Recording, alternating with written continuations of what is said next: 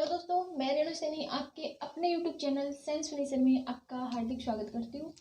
और आज हम पढ़ेंगे अपनी क्लास में केमिस्ट्री का टॉपिक। ठीक है, जैसे कि राजस्थान पुलिस के जो एग्ज़ाम है उसी के अकॉर्डिंग जो केमिस्ट्री है उसमें कुछ इंपॉर्टेंट जो भी क्वेश्चन वगैरह बनते हैं वो हम आज की क्लास में पढ़ेंगे। सो आज की क्लास थोड़ी सी लेंथी होने वाली है, तो बिना देरी के स्टार्ट करते हैं आज की अपना नया सब्जेक्ट केमिस्ट्री। तो देखिए, सबसे पहले मैंने जो केमिस्ट्री है उसके अंदर थोड़ा नोट आउट करके रखा है। तो देखिए, केमिस्ट्री क्या होता है कि जो रासायनिक गुण होते हैं, रासायनिक गुण में चेंजेस होता है, परिवर्तन होता है, तो वो सारे जो होते हैं केमिस्ट्री के अंतर्गत होते हैं। ठीक है, केमिस्ट्री में होते हैं। भौतिकी में क्या होता है, फिजिक्स में जिसका बाहरी आकार आवरण चेंज होता है वो फिजिक्स में होता है, और जिसमें उसके रासायनिक गुण चेंज होते हैं वो केमिस्ट्री में होता है। तो देखिए, सबसे पहले जो केमिस्ट्री है, केमिस्ट्री का जो आविष्कार या केमिस्ट्री का जो पिता है वो किसको कहा जाता है, वो कहा जाता है लेवोजियर को। लेवोजियर को। ठीक है, फिर हम केमिस्ट्री को हमने 4 भागों में डिवाइड किया है। इसका सबसे पहला पार्ट होता है इनऑर्गेनिक केमिस्ट्री या अकार्बनिक केमिस्ट्री होता है। दूसरा ऑर्गेनिक होता है, कार्बनिक होता है। तीसरा फिजिकल या भौतिकी, और फोर्थ बायोकेमिस्ट्री या जैव रसायन होता है। फिर मैंने इसके नीचे इनके जो पिता है या जिन्होंने इसकी खोज की थी, इन्होंने इन सब के बारे में बताया था, उनके नाम भी इनके नीचे ही लिखे हैं। तो जो अकार्बनिक केमिस्ट्री होती है इसकी जो खोज करता है, इसका जो पिता है वो कहा जाता है अल्फ्रेड वर्नर को कहा जाता है। फिर कार्बनिक जो केमिस्ट्री होती है उसका जो पिता कहा जाता है फ्रेडरिक वॉयलर को कहा जाता है। फिजिकी का पिता जो है विलियम ऑस्टवाल्ड को कहा जाता है, और जैव रसायन का पिता जो है वो कार्ल न्यूबर्ग को कहा जाता है। ठीक है, तो देखिए, ये स्टार्टिंग था केमिस्ट्री के बारे में। तो क्वेश्चन यहाँ से भी पुटअप होता है, पूछ लेते हैं कि जो भौतिकी का जो पिता है किसको कहा जाता है, जैव रसायन का किसको कहा जाता है, या फिर जो केमिस्ट्री है उसका पिता किसको कहा जाता है। तो यहाँ पे सबसे पहले लेवोजियर को कहा जाता है। केमिस्ट्री को 4 भागों में डिवाइड किया है, इनके खोजकर्ता हैं सभी के। ठीक है, अब हम स्टार्ट करते हैं अपना टॉपिक सबसे पहले पीरियोडिक टेबल से। तो देखिए, पीरियोडिक टेबल तो मैं नहीं बनाऊंगी, काफ़ी लेंथी हो जाएगा वो, इसलिए पीरियोडिक टेबल के बारे में बता देती हूँ कि पीरियोडिक टेबल जो है वो कैसे होता है, क्या होता है। तो मैं इसका एक सिंपल सा डायग्राम बना रही हूँ पीरियोडिक टेबल का।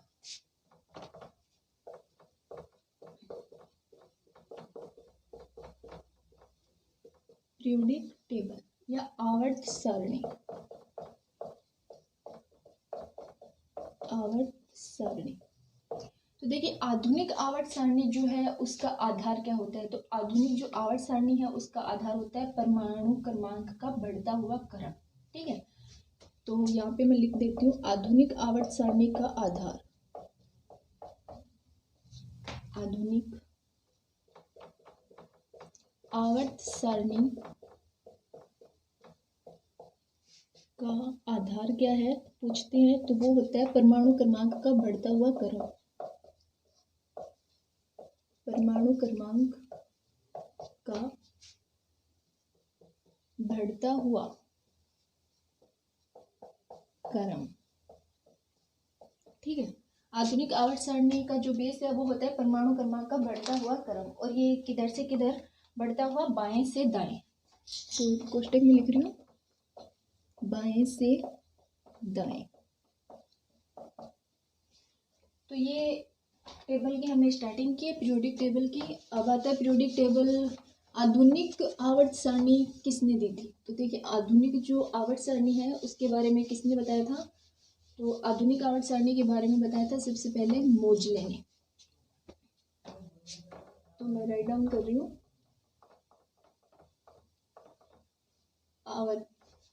आधुनिक आवर्त सारणी।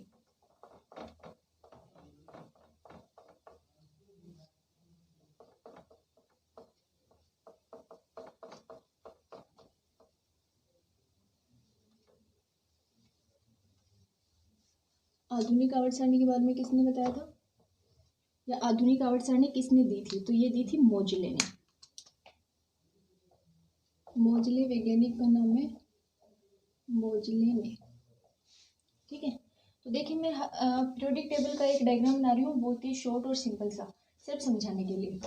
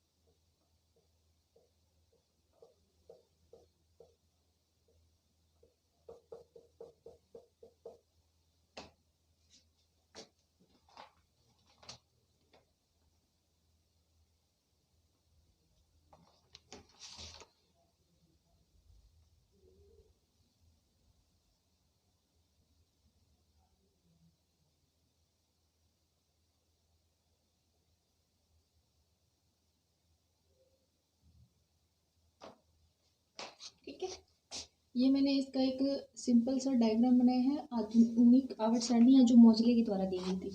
तो ये होता है एस ब्लॉक, ये होता है डी ब्लॉक, और ये होता है पी ब्लॉक, पी ब्लॉक, ठीक है।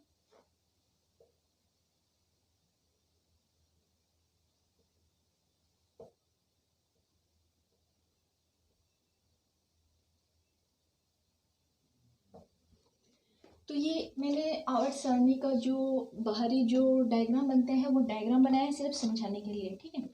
तो देखिए इसके बारे में अब मैं जो राइट डाउन करूँगी वो डायरेक्ट ही राइट डाउन करूँगी कि कौन से तत्व हैं, कौन से ब्लॉक में कितने तत्व होते हैं, क्योंकि इतना टाइम नहीं है अभी कंप्लीट इसको समझाने के लिए। तो सबसे पहले मैं इधर लिख रही हूँ एस पी डी और एफ, ये इसके ब्लॉक हो गए एस पी डी एफ। तो सबसे पहले आता है कि जो एस ब्लॉक है इसमें कुल कितने एलिमेंट होते हैं। तो देखिए इसमें जो एलिमेंट होते हैं वो 13 होते हैं, पी ब्लॉक में 37 एलिमेंट होते हैं, और डी ब्लॉक में 28 एलिमेंट होते हैं। इसके अलावा एफ ब्लॉक में 40 एलिमेंट होते हैं, 40, ठीक है। इसके बाद में यहाँ पे मैं राइट डाउन कर रही हूँ। देखिए एफ ब्लॉक जो होते हैं उसमें 2 तत्व और होते हैं, कौन कौन से, लेंथेनॉइड होता है और एक्टिनॉइड होता है। लेंथेनॉइड 14 तत्व हैं और एक्टिनॉइड में 14। लेफ्ट टू राइट जो इसकी जो ग्रुप होते हैं, तो देखिए इसमें कंप्लीट ग्रुप जो होते हैं वो होते हैं 18 ग्रुप, 18 इसमें ग्रुप होते हैं, और 7 इसमें पीरियड्स होते हैं। ये 7 इसमें पीरियड हो गए, और ये जो ग्रुप होंगे ये होंगे इसमें 18, ठीक है।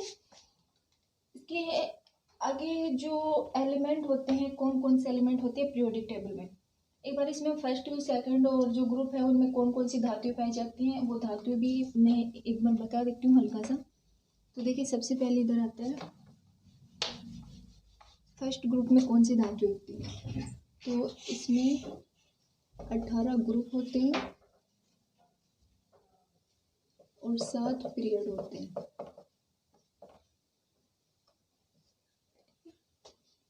इसके अलावा फर्स्ट ग्रुप में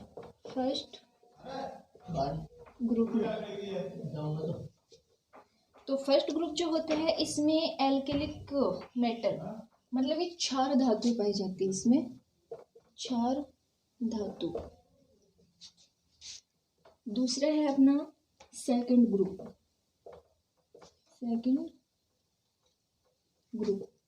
तो सेकंड ग्रुप में पाई जाती है क्षारीय मृदा धातु, क्षारीय मृदा धातु। थर्ड इसमें 11वां ग्रुप आता है, 11th ग्रुप। तो 11th जो ग्रुप है इसके अंदर पाई जाती है सिक्का धातु, जिन धातु से सिक्का बनता है, सिक्का धातु, ठीक है। इसके बाद में है अपना 16वां ग्रुप। तो 16 ग्रुप में कौन सी धातु होती है, इसमें होती है चाल्कोजेंस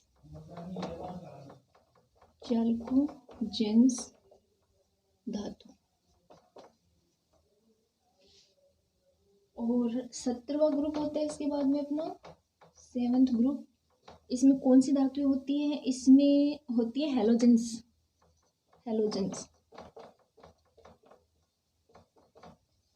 तो हेलोजेंस कौन कौन से होते हैं, देखिए फ्लोरीन है, क्लोरीन है, ब्रोमीन है, आयोडीन है। फ्लोरीन है, क्लोरीन है, ब्रोमीन है और आयोडीन है। फ्लोरीन क्लोरीन गैस होती है, ब्रोमीन लिक्विड होता है, और आयोडीन जो होता है वो ठोस होता है, ठीक है। फिर सबसे लास्ट है इसमें 18वां जो ग्रुप होता है, इसमें कौन सी धातु पाई जाती है, तो इसमें पाई जाती है अकीरिय, निष्क्रिय और नोबल या उत्कृष्ट गैसें। इसमें पाई जाती है गैसें, कंप्लीट गैसें पाई जाती हैं, अकीरिय या निष्क्रिय है, उत्कृष्ट गैसें जिनको हम बोल सकते हैं। तो ये था कि कौन से ग्रुप में कौन सी धातु या मेटल पाई जाती है उसके बारे में, ठीक है। तो जो फर्स्ट ग्रुप है इसमें क्षार धातुएं पाई जाती है, सेकंड ग्रुप में क्षारीय मृदा धातुएं पाई जाती हैं, 11th ग्रुप में सिक्का धातुएं पाई जाती हैं, और 16वें ग्रुप में चौल्गनेस धातु पाई जाती हैं, 17वें ग्रुप में हेलोजेंस पाए जाते हैं, और 18वें ग्रुप में जो है गैस पाई जाती है, निष्क्रिय, अक्रिय, उत्कृष्ट गैसें जो होती है वो इसमें पाई जाती है। पीरियोडिक टेबल में एस, पी, डी और एफ ब्लॉक होते हैं। टोटल इसके पीरियड होते हैं वो 18 होते हैं, सॉरी ग्रुप होते हैं। टोटल 7 इसमें पीरियड होते हैं। एस ब्लॉक में 13 एलिमेंट्स होते हैं, पी में 37 होते हैं, डी में 28 होते हैं और एफ में 14 इसमें एलिमेंट्स होते हैं। ठीक है, अब इसके बारे में पढ़ते हैं हम आगे। तो जो धातुएं होती हैं इसमें उनको हम आगे डिवाइड कर रहे हैं 4 भागों में, 3 भागों में, क्योंकि धातु जो होती है वो धातु होती है, उपधातु होती है और अधातु होती है। ठीक है, तो कौन कौन सी धातुएं हैं उनको अभी देखते हैं इसमें। तो देखिए अब आता है एलिमेंट या तत्व। एलिमेंट,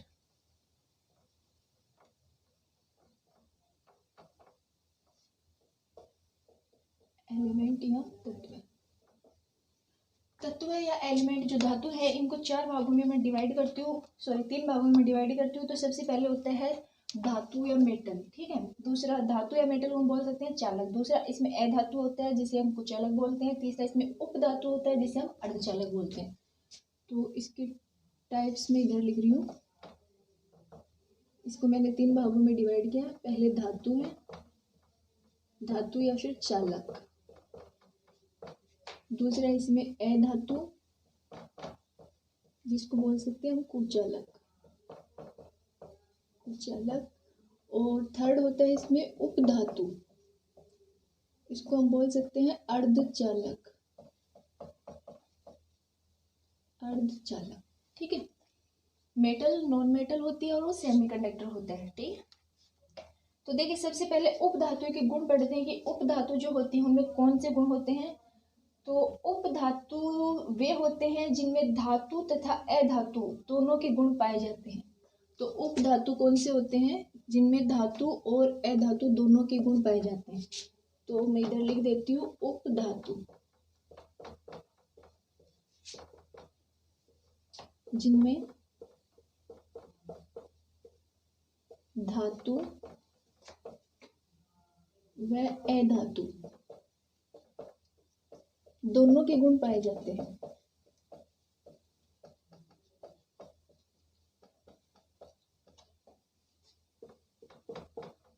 दोनों के गुण पाए जाते हैं। तो कैसे पाए जाते हैं, देखिए जो सेमीकंडक्टर होता है उसमें दोनों के गुण कैसे पाए जाते हैं कि वो 0 डिग्री तापमान पे अधातु की तरह व्यवहार करेगा, कुचालक की तरह। जैसे जैसे इसका तापमान बढ़ता है तो वो एक चालक की तरह व्यवहार करेगा, मतलब धातु की तरह व्यवहार करता है। तो जो अचालक या उपधातु जो धातु होती है वो कौन कौन सी होती है, देखिए वो होती है सिलिकॉन, जर्मेनियम, बोरॉन, आर्सेनिक होते हैं, टिन होते हैं, मैग्नीशियम होते हैं।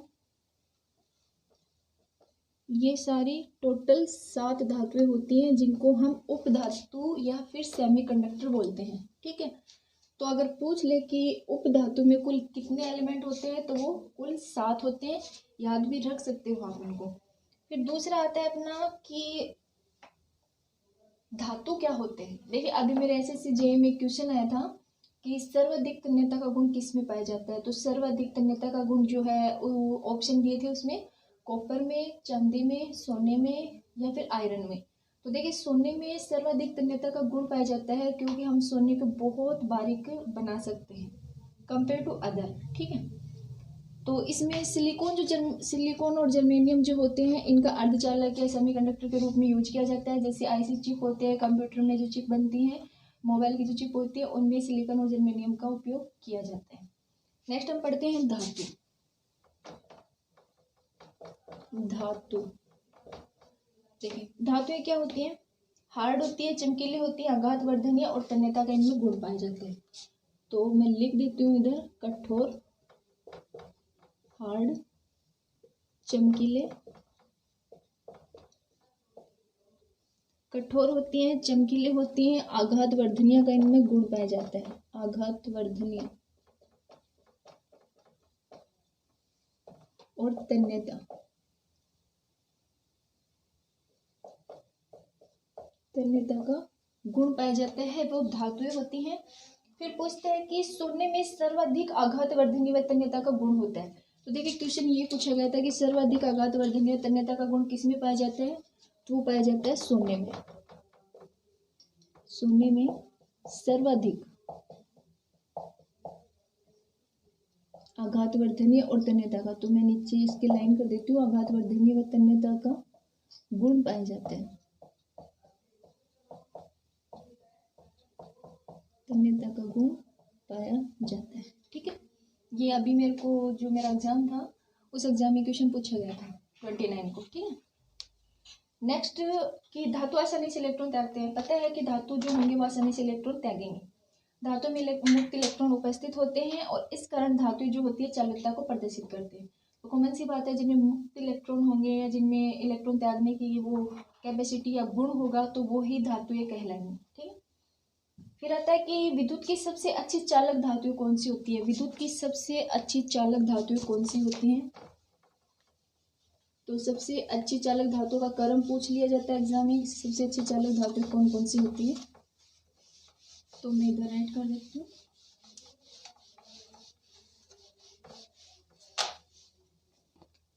विद्युत की सबसे चालक धातु, सर्वाधिक चालक धातु, तो सर्वाधिक चालक धातु कौन कौन सी होती है इसमें। सबसे पहले होता है इसमें सिल्वर, कॉपर और एल्यूमिनियम। सिल्वर, कॉपर और एल्यूमिनियम, तो ये इनका क्रम है, ये फर्स्ट, ये सेकंड और ये थर्ड। विद्युत की चालकता के अकॉर्डिंग इनका क्रम है, सबसे पहले सिल्वर, फिर कॉपर और फिर एल्यूमिनियम। विद्युत का सबसे कम चालक धातु कौन सा होता है, सबसे कम चालक, सबसे कम चालक धातु कौन सी होती है, तो वो होती है पीबी, लेड, सीसा। ये सबसे कम चालक धातु होती है धातु में। इसके बाद हम पढ़ेंगे एस ब्लॉक में धातु की जो संख्या होती है वो 12 होती है। और सबसे भारी धातु कौन सी होती है, हल्की कौन सी होती है, कौन सी धातु का आयतन सर्वाधिक होता है, कौन सी धातु का आयतन सबसे कम होता है। तो देखिए सबसे हल्की धातु, ये क्वेश्चन टाइप है सभी। सबसे हल्की धातु, तो सबसे हल्की धातु जो होती है वो लिथियम होती है। सबसे भारी धातु, सबसे भारी धातु जो होती है वो ओस्मियम होती है। सबसे कम घनत्व किस धातु का होता है, सबसे कम घनत्व वाली धातु, सबसे कम घनत्व वाली जो धातु होती है वो भी लिथियम होती है। और सर्वाधिक घनत्व वाली धातु होगी वो ओस्मियम होगी। सर्वाधिक घनत्व वाली धातु वो होगी ओस्मियम। ठीक है, देखिए जो सबसे भारी धातु होगी उसका घनत्व भी सर्वाधिक होगा और जो सबसे हल्की धातु होगी उसका जो घनत्व है वो सबसे कम होगा। फिर आता है सबसे मुलायम धातु कौन सी होती है। तो देखिए सबसे मुलायम धातु, सबसे मुलायम धातु वो होती है सीजियम। सबसे मुलायम धातु होती है सीजियम। ठीक है, इसके बाद में रेडियो एक्टिव तत्व भी होते हैं। तो दो रेडियो एक्टिव तत्व जो है वो हमारे पीरियोडिक टेबल में होते हैं। कौन कौन से होते हैं रेडियो एक्टिव तत्व,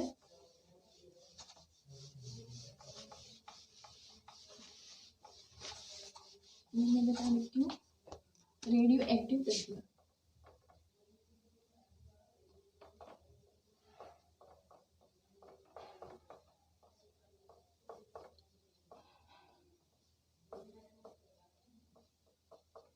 रेडियो एक्टिव तत्व होते हैं तो रेडियम होता है और फेरियम होता है। तो दो तत्व कौन कौन से होते हैं, Ra और Fr, ये होते हैं दोनों रेडियो एक्टिव तत्व होते हैं। ठीक, इसके बाद जो आतिशबाजी में रंग प्रदान करने वाली धातु कौन सी होती है। देखिए क्वेश्चन बहुत बार पूछा जाता है, हरा रंग कौन सी धातु प्रदर्शित करती है, सफेद रंग कौन सी धातु प्रदर्शित करती है, लाल रंग कौन सी। तो मैं इधर नोट कर देती हूँ, आतिशबाजी में रंग प्रदान करने वाली धातु,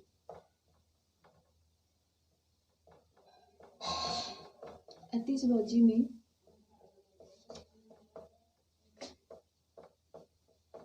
रंग प्रदान करने वाली धातु। तो आतिशबाजी में जो रंग प्रदान करने वाली धातु होती है, सबसे पहले होता है इसमें Mg, मैग्नीशियम।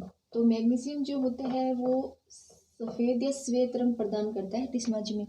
सीरियम जो होता है वो लाल रंग प्रदर्शित करते हैं। फिर बोरॉन ये हरा रंग प्रदर्शित करता है।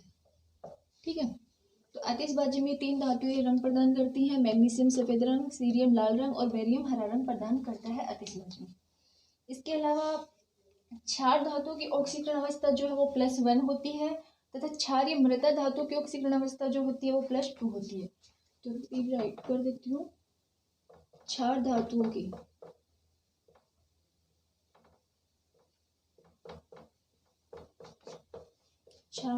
की ऑक्सीकरण अवस्था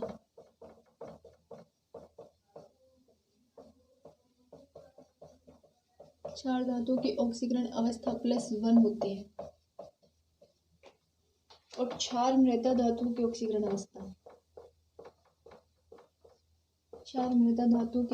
अवस्था जो होती है ये +2 होती है।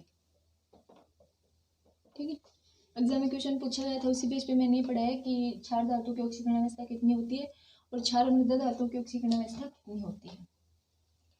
इसके अलावा रेडियो एक्टिव जो तत्व होते हैं, रेडियो सक्रिय जो तत्व होते हैं वो कौन कौन से होते हैं।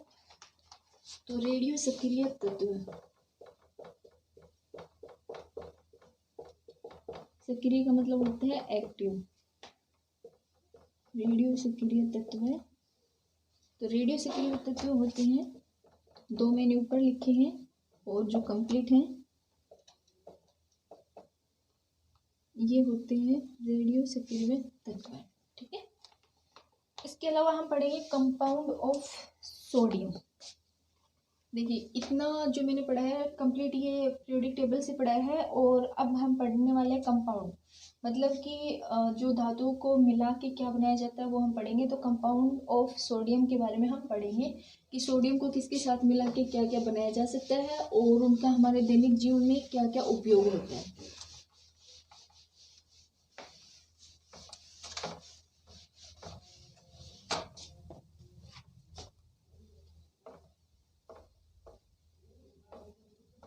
कंपाउंड ऑफ सोडियम, तो देखिए इससे हम क्या क्या बना सकते हैं, कौन कौन से मेटल को मिला के, कौन कौन से तत्वों को मिला के। तो देखिए सबसे पहले सोडियम के साथ हम ऐड करते हैं हाइड्रोक्साइड, तो बन जाएगा NaOH, नाम हो जाएगा इसका सोडियम हाइड्रोक्साइड, सोडियम हाइड्रोक्साइड। दूसरा इसके साथ ऐड करेंगे क्लोराइड, सोडियम क्लोराइड, तो यह बन जाएगा सोडियम क्लोराइड।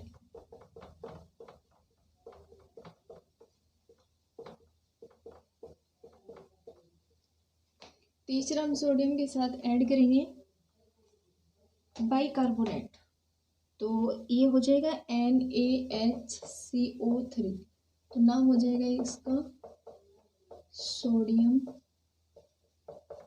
बाइकार्बोनेट,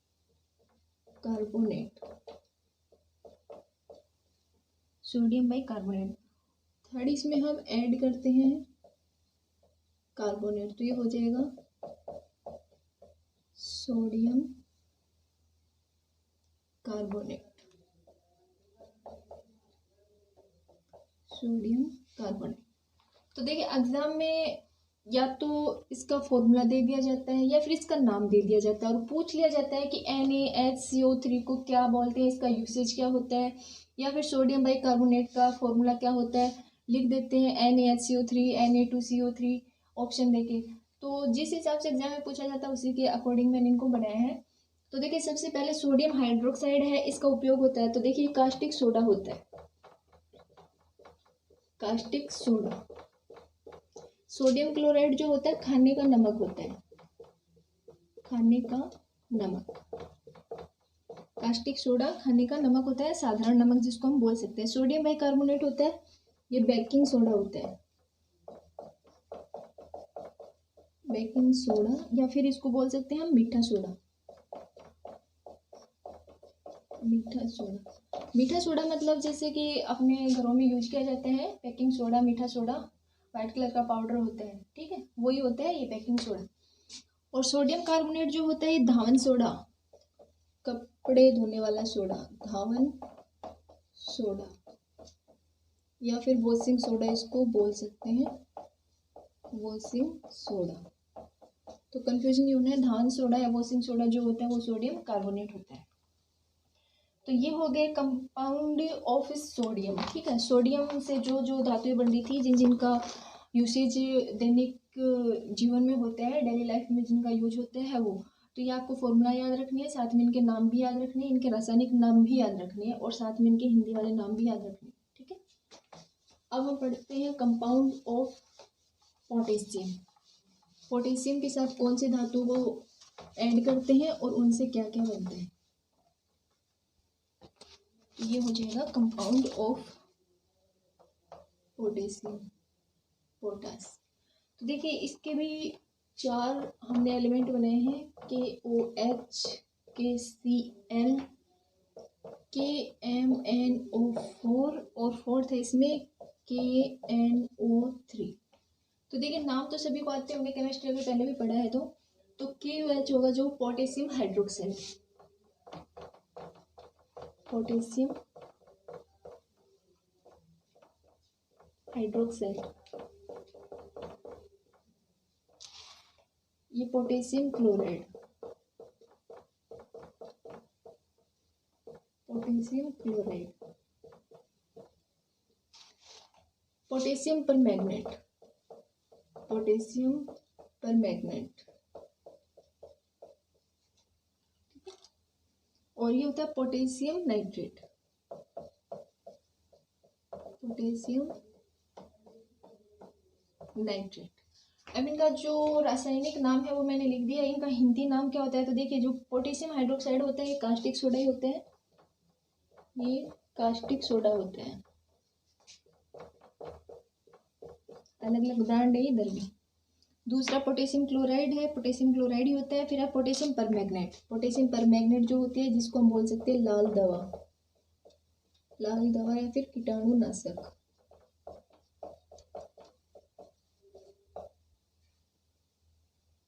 लाल दवा या कीटाणुनाशक। और पोटेशियम नाइट्रेट जो होता है ये होता है चारकोल, चारकोल होता है, ठीक है। तो ये कंपाउंड ऑफ सोडियम और कंपाउंड ऑफ पोटेशियम हो गया। इसके अलावा हम पढ़ेंगे कंपाउंड ऑफ मैग्नीशियम। तो मैग्नीशियम का जो कंपाउंड है वो हम एक के साथ में ऐड करेंगे, और वो करेंगे हम हाइड्रोक्साइड के साथ। तो मैं इधर ही राइट कर देती हूँ, मैग्नीशियम के साथ मैग्नीशियम प्लस OH को अगर हम ऐड करते हैं तो ये बनेगा MgOH2, मैग्नीशियम हाइड्रोक्साइड, ठीक है। तो मैग्नीशियम हाइड्रोक्साइड जो है इसका यूज किस में किया जाता है। सबसे पहले तो इसको जो नाम दिया गया वो इसको बोलते हैं milk of magnesia, magnesia, milk of magnesia बोलते हैं। इसका जो यूज होता है वो किस में होता है, वो होता है पेट की अम्लीयता को, पेट की अम्लीयता को दूर करने में, पेट की अम्लीयता को दूर करने में ये होता है इसका यूसेज, ठीक है। तो ये 2018 में जो मेरा लोको पायलट का एग्ज़ाम था उसमें पूछा गया था कि पेट की अम्लीयता को दूर करने में किसका उपयोग किया जाता है। तो मिल्क ऑफ मैग्नीशिया या फिर हम इसको बोल सकते हैं मैग्नीशियम हाइड्रोक्साइड, इसका यूज किया जाता है पेट की अम्लीयता को दूर करने में। तो आज की क्लास में इतना ही। कल वापस एक क्लास हम अपलोड करेंगे 2 दिन कंटिन्यू, केमिस्ट्री के बारे में, जिसमें हो सकता है कि मैं जो कंप्लीट जो मैंने पढ़ा है राजस्थान पुलिस के लिए वो कंप्लीट वीडियो में बता सकूँ। सो आई होप कि आपको समझ में आया होगा। तो कल फिर मिलेंगे इसी केमिस्ट्री के सब्जेक्ट के साथ में, तब तक के लिए थैंक यू।